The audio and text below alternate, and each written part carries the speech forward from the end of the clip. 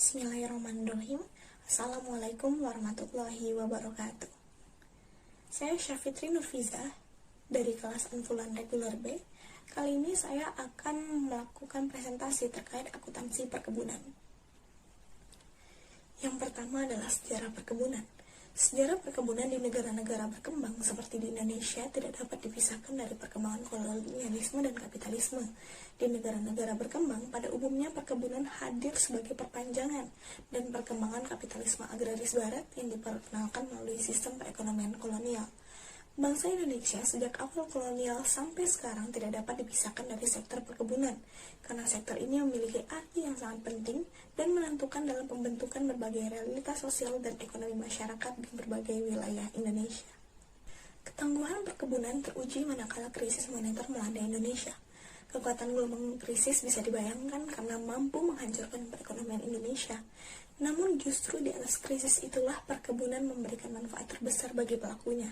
Tidak saja diperoleh manfaat dadakan dari ekspor sebagai akibat pelemahan nilai tukar rupiah terhadap dolar Amerika, perkebunan menjadi salah satu penopang penting bangsa Indonesia dalam menghadang krisis moneter.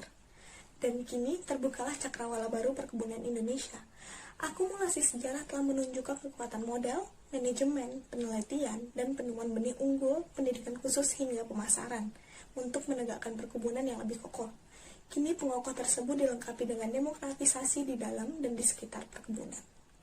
Peran penting perkebunan akan semakin meningkat di masa depan. Krisis energi dunia telah menempatkan posisi perkebunan pada tingkat yang sangat penting. Perkebunan tak lagi hanya terkait masalah pangan, tetapi kini perkebunan berada di persimpangan kepentingan antara food, feed, dan fuel. Seluruh dinamika sejarah perkebunan menarik perhatian, terutama dalam meletakkan dan meningkatkan peran di masa mendatang. Sejak awal kemerdekaan, sudah terpampang kuat hasrat untuk menyejahterakan rakyat sebagai pekebun, pekerja perkebunan, maupun yang memperoleh manfaat tidak langsung dari usaha perkebunan. Di atas itu semua, perkebunan masih tetap dan akan terus menjadi sumber kemakmuran bangsa ini. Kemudian, kita masuk ke budidaya perkebunan. Budidaya perkebunan ini terdiri dari dua suku kata, yakni budidaya dan perkebunan. Budidaya sendiri adalah suatu upaya yang mampu menghasilkan bahan pangan ataupun produk agroindustri lainnya dengan menggunakan sumber daya tumbuhan dan juga menjadikan tanaman hortikultura, tanaman perkebunan, dan juga tanaman pangan sebagai objek budidaya. Sedangkan perkebunan ialah kegiatan yang mengusahakan tanaman tertentu pada tanah dan atau media tumbuh lain dalam ekosistem yang sesuai, mengolah dan memasarkan barang dan jasa hasil tanaman dengan bantuan ilmu pengetahuan dan teknologi, permodalan, serta manajemen untuk kesejahteraan pelaku usaha perkebunan dan masyarakat. Oleh sebab itu, maka budidaya perkebunan ialah kegiatan usaha tanaman yang hasilnya untuk diekspor atau bahan baku industri. Di Indonesia sendiri ada banyak sekali tanaman yang dibudidayakan untuk perkebunan. Seperti jenis tanaman yang paling sering dibudidayakan di Indonesia ialah sawit, kopi, kapas, teh, karet, dan sebagainya. Kemudian selanjutnya ada budidaya kelapa sawit. Proses pengolahan kelapa sawit bertujuan untuk memproduksi dua produk utama PKS, yaitu minyak dan inti sawit. Minyak sawit mentah atau di sini biasa disebut CPO dihasilkan dari ekstraksi tandan buah segar kelapa sawit. Terdapat dua jenis minyak kelapa sawit, yakni minyak yang berasal dari bagian sabut atau pulp kelapa sawit dan minyak yang berasal dari inti atau biji kelapa sawit atau PKO. Kandungan minyak di dalam serabut kepala dan inti sawit berturut-turut ialah sekitar 50-55% dan 40%. Untuk pengolahannya sendiri, minyak sawit mentah ini pada intinya memiliki 4 proses utama, yakni pemisahan brondolan dari janjangan, kemudian ada pencacahan dan pelumatan daging, pengepresan, hingga pemurnian minyak. Kemudian kita masuk ke produksi kelapa sawit.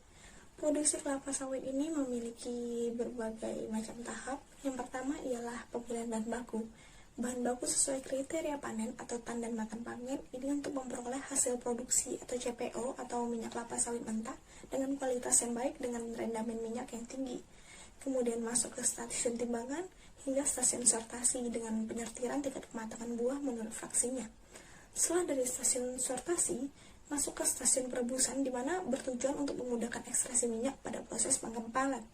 Perebusan juga dapat mengurangi kadar air dari inti sehingga mempermudah pelepasan inti dari cangkang sawit. Kemudian dari stasiun perebusan pindah ke stasiun pengepresan yang berfungsi untuk memastikan kadar minyak kasar dari daging buah.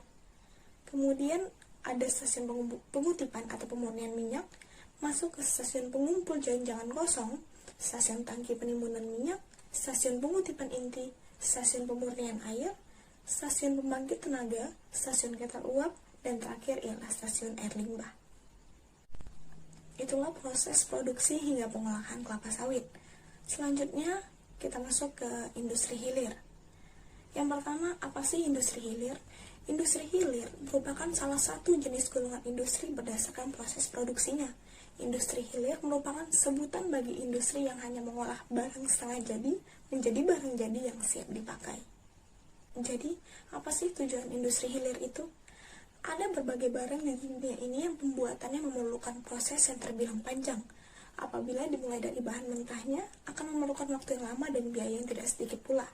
Selain itu, dari suatu barang setengah jadi masih bisa diolah jadi berbagai macam barang-barang jadi. Maka salah satu solusi untuk menangani hal ini adalah memisahkan industri dari bahan mentah menjadi barang setengah jadi, dari barang setengah jadi juga menjadi barang jadi. Adapun tujuan dari industri hilir lebih rinci adalah sebagai berikut. Yang pertama, mengolah dari barang setengah jadi. Kemudian yang kedua, menyediakan barang-barang jadi yang siap dikonsumsi oleh masyarakat. Yang ketiga, membuka lapangan pekerjaan. Yang keempat, mencari laba untuk menggerakkan roda perekonomian. Dan yang terakhir, mempercepat proses produksi. Nah, dari tujuan itu udah kelihatan kan banyak banget manfaat dari industri hilir. Industri hilir ini memiliki banyak manfaat bagi negara. Salah satunya ialah bagi perekonomian negara antara lain sebagai berikut. Yang pertama, industri hilir menambah devisa negara, memajukan potensi pengusaha dalam negeri, menambah keuntungan negara, membuka lapangan pekerjaan, kemudian mengurangi jumlah pekerjaan, hingga ikut mendorong pertumbuhan perekonomian.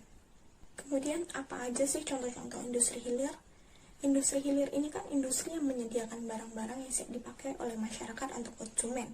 Jadi industri ini udah banyak nih ditemuin keberadaan di Indonesia. Adapun beberapa contoh industri hilir adalah yang pertama, industri pangan. Itu kayak susu, minyak goreng, margarin. Ada industri tekstil, benang, tenun. Industri kimia, ada cat. Industri alat listrik dan logam, itu mesin jahit, lemari es. Kemudian ada industri alat tulis, industri alat musik, hingga industri bahan bangunan dan umum seperti kayu lapis, keramik, dan lain-lain. Kemudian kita masuk ke program plasma. Program perkebunan kelapa sawit plasma adalah areal kebun yang dibangun oleh perusahaan inti dengan tanaman kelapa sawit sebagai bentuk kerjasama kemitraan perusahaan dengan masyarakat sekitar perkebunan. Perkebunan kelapa sawit plasma adalah perkebunan rakyat yang dalam pengembangannya diintegrasikan pada PBS maupun PBN. Sebagaimana hal tersebut bersifat wajib dilakukan oleh pihak perusahaan yang bergerak di sektor perkebunan kelapa sawit, dan hal tersebut juga telah diatur dan didasarkan atas keputusan bersama Menteri Pertanian dan Menteri Koperasi dan Pembinaan Pengusaha Kecil. Kemudian sekilas tentang kebun plasma. Yang pertama itu tanah atau lahan untuk kebun plasma adalah tanah atau lahan yang berasal dari tanah warga, bukan tanah atau lahan dari konsesi perkebunan inti yang disisihkan sejumlah tertentu untuk menjadi lahan plasma. Setelah memastikan bahwa lahan atau tanah masyarakat diserahkan untuk kebun plasma atau kemitraan, perkebunan inti juga selalu menekankan agar lahan tidak ada permasalahan tertentu. Jadi kalau ada masalah nih di kemudian hari, jadi akan jadi tanggung jawab warga atau koperasi warga. Perkebunan inti nggak akan ikut campur lagi. Kemudian ketika lahan atau tanah telah diserahkan kepada perkebunan inti untuk dikelola, maka lahan tersebut kemudian tidak dapat dialihkan kepada pihak lain tanpa persetujuan inti. Perkebunan inti menyuruh plasma atau kelompok mengurus izin dan lain-lainnya dengan menyediakan dana talangan yang kemudian dianggap utang plasma. Dana talangan ini akan dimasukkan sebagai utang plasma meskipun alokasi penggunaannya kadang-kadang nggak terlalu jelas sih. Kemudian perkebunan inti mewajibkan plasma menjual hasil panen atau tandan buah segar pada kebun inti, bahkan setelah sampai kredit plasma, yaitu sampai satu siklus tanam kurang lebih 25 tahun. Maka perkebunan inti ialah pola pengembangan perkebunan rakyat di wilayah lahan bukaan baru dengan perkebunan besar sebagai inti membangun dan membimbing perkebunan rakyat di sekitarnya sebagai plasma dalam suatu sistem kerjasama yang saling menguntungkan, utuh, dan berkelanjutan. Salah satu tujuan perkebunan ini yaitu memobilisasi keunggulan atau keahlian teknis dan manajerial yang dimiliki perkebunan besar untuk membantu mengembangkan perkebunan plasma bagi pemukim yang tidak memiliki tanah dan berada di lahan yang cocok untuk komoditas perkebunan. Jadi pihak perkebunan besar sebagai inti dengan perkebunan rakyat sebagai plasma tentu memiliki hak dan kewajiban masing-masing. Kewajiban dari perusahaan inti seperti membangun perkebunan inti lengkap dengan fasilitas pengolahan yang dapat menampung hasil perkebunan inti dan plasma. Kemudian melaksanakan pembangunan kebun plasma sesuai dengan standar operasional yang telah diatur. Yang ketiga, bertindak sebagai pelaksana penyiapan fasilitas umum. Kemudian yang keempat, membina petani agar mampu mengusahakan kebunnya dengan baik. Dan yang terakhir ialah membeli hasil kebun plasma. Sedangkan kewajiban petani plasma ialah melaksanakan pemeliharaan dan pengusahaan kebunnya sesuai dengan standar operasional yang telah diatur oleh perusahaan inti, kemudian menjual hasil produksi kebun plasmanya kepada perusahaan inti. Jadi saling bergantung satu sama lain, saling menguntungkan. Sekian yang bisa saya sampaikan. Mohon maaf apabila ada kesalahan. Saya akhiri, wabillahi taufik wal hidayah. Wassalamualaikum warahmatullahi wabarakatuh.